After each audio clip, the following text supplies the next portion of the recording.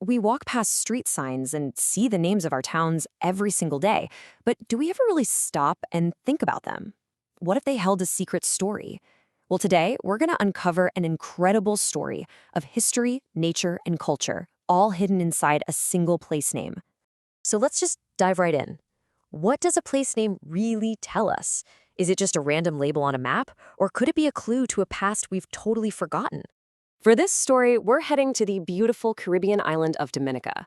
This is where the entire history of one village, we're talking indigenous people, colonial times, and the natural world, is locked inside just one word: Mahaut. All right, so what is the secret behind this name, Mahaut? Let's start peeling back the layers and see if we can uncover the mystery. Now, your first guess might be that Mahaut was named after some important founder or a famous battle, right? But that's not it at all. The very first clue to its origin comes directly from the world of nature. See, the name isn't about who was there, but what grew there. And that, right there, brings us to the heart of this whole thing. The name Mahaut comes from a tree, and not just any tree. This was a tree so vital, so fundamental to everyday life, that an entire community became known for it. So what exactly is a Mahaut? Well, it's the local name given to a few different types of trees that were prized for their amazing fibrous inner bark. And what made that bark so special? Simple. It was a natural built-in source for one of the most essential tools in human history: rope. On Dominica specifically, the name usually refers to a couple of key species. Up in the rainforests, you've got Sterculia cariabea, which is known as Mahaut dukes. And then along the coastlines, you'll find the Hibiscus tiliaceus, or seaside Mahaut. Both of them were absolute rock stars for making rope. And the process they used was just brilliant. As you can see here, they would harvest bark from young shoots, soak it in water for weeks, which helped separate all the layers, and then they'd plait those incredibly strong fibers into ropes, fishing lines, you name it. This wasn't just some local craft. This was survival technology. Okay, so we've got the tree, but what about the word itself? Its journey is just as fascinating, really.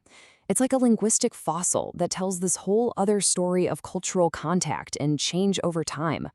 This timeline here lays it all out perfectly. It starts way back with the indigenous Taino people. Their word for rope was Mahaut, simple enough.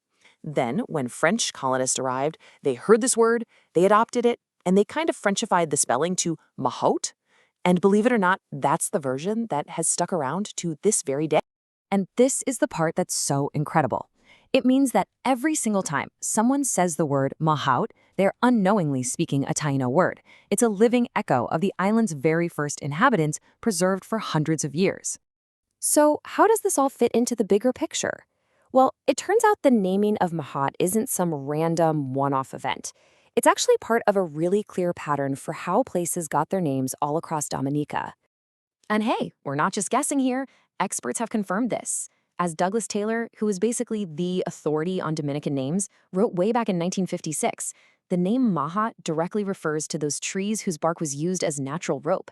He really solidifies the idea that the name is functional and descriptive.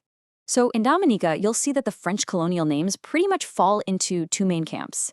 First, you've got your commemorative names. These honor people, like old estate owners. Think of places like Laudat or Loubière. But then you have the second category, descriptive names. These just describe a natural feature of the place. Soufrière for its sulfur springs, Roseau for its river reeds, and of course, Mahaut for its rope trees. So what does all of this mean for Mahaut today? Well, the legacy of that simple name continues to tell a really powerful story. If you go to Mahaut today, you'll find a vibrant fishing community of about 2,400 people. It's evolved, It was once home to a major factory. And it's the proud birthplace of Olympic gold medalist Thea Lafond. It's a modern community, but one with a seriously deep past. The old practice of making rope from the Mahaut tree, yeah, that's pretty much faded into history. But the name itself, it remains, like a permanent monument. It's a single word that manages to wrap up the island's entire layered story. Its nature, its indigenous roots, and its colonial chapter, all in one. And that leaves us with one final thought. The story of Mahaut is the perfect reminder that history is all around us, often hiding in plain sight.